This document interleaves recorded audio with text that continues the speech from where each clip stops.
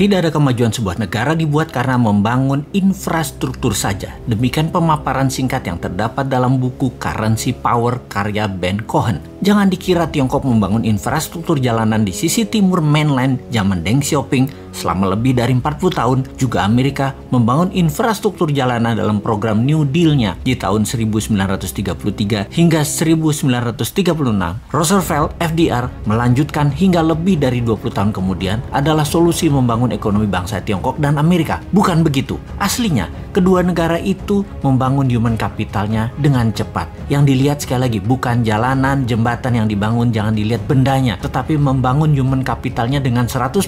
Bahan material membangun infrastruktur, mulai dari pembiayaan, tenaga kerja, desainer, semua tenaga lokal dari Tiongkok untuk Tiongkok, dari Amerika ya untuk Amerika, demi negaranya masing-masing. Setelah bendanya jadi, human capitalnya jadi skillful. Itulah kalimat di atas terucap, tidak ada kemajuan sebuah negara dibuat karena membangun infrastruktur saja. Kalau fisiknya dibangun oleh negara lain, desainnya dibangun oleh negara lain, uangnya oleh negara lain, teknologinya dari negara lain, materialnya dari negara lain, itu membangun apa? Disinilah kita harus memfokuskan di dalam bangun negara ini secara sesungguhnya. Pembelajaran rakyat Tiongkok tidak berhenti di situ, terus berlanjut di mana misalnya di tahun 1980-an ada jutaan orang Tiongkok belajar ke seluruh dunia dan terus dilanjutkan hingga saat ini. Kalau tahun 1933 dan 1936 New Deal-nya Roosevelt terlihat membangun infrastruktur, maka tidak akan sempurna jika dia tidak melakukannya dengan yang namanya Operation Paperclips. Operation Paperclips adalah operasi intelijen dengan codename Paperclips. Ini membawa ilmuwan Jerman lebih dari 1.600 orang untuk pindah ke Amerika sejak tahun 1945 sebelum kejatuhan Nazi hingga 1959.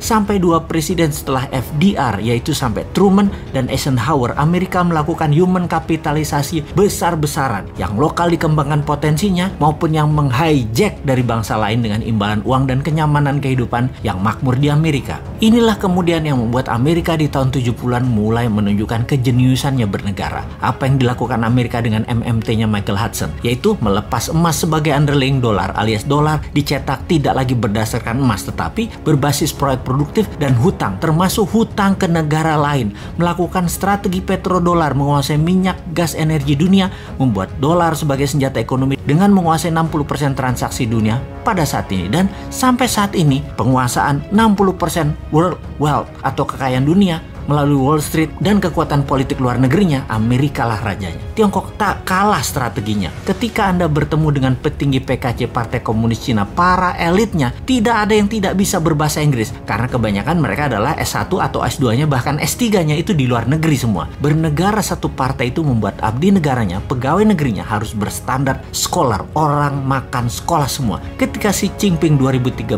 menjadi presiden Tiongkok dan ketua PKC Partai Komunis Cina, mulailah langkah pembersihan dari korupsi. Puncaknya dilakukan, dia menghukum lebih dari 1 juta orang anggota partai yang korupsi, mulai dari yang terkejam menghukum mati pelaku dan mengucilkan keluarganya, sampai hukuman terendah bahwa tervonis korupsi dirinya dan keluarganya yang ada di kartu nama keluarga tidak boleh menggunakan fasilitas negara. Kemudian masuklah manusia-manusia terbaik Tiongkok menjabat, lalu dia mencanangkan BRI, Belt Road Initiative. Mulailah Tiongkok melakukan ekspansi keluar setelah 40 tahun membangun ke dalam. Kolonialisasi 5.0 berbasis bantuan ekonomi dengan produk Tiongkok, uang Tiongkok, SDM Tiongkok dimulai. Negara yang lemah pemahaman nasionalisme, kuat pragmatis dan beraliran populis, pasti kemakan strategi Tiongkok yang punya strategi yang memang berlawanan dengan kampret Amerika yang pakai jalan preman. Makanya hard power Amerika menjadi terlihat buruk dan soft power Tiongkok tidak terbaca sampai sumber daya alam suatu negara habis.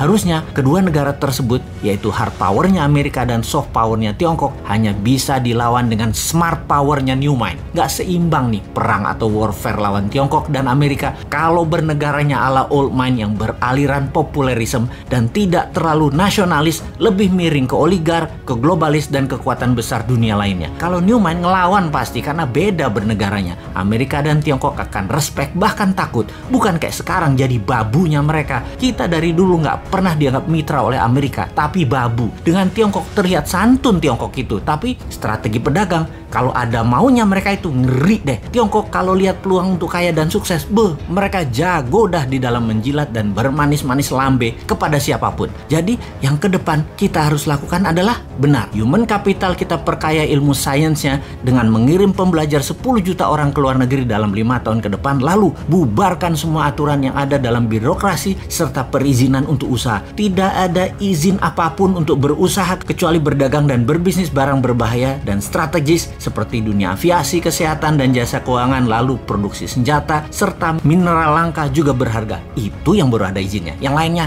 bebas.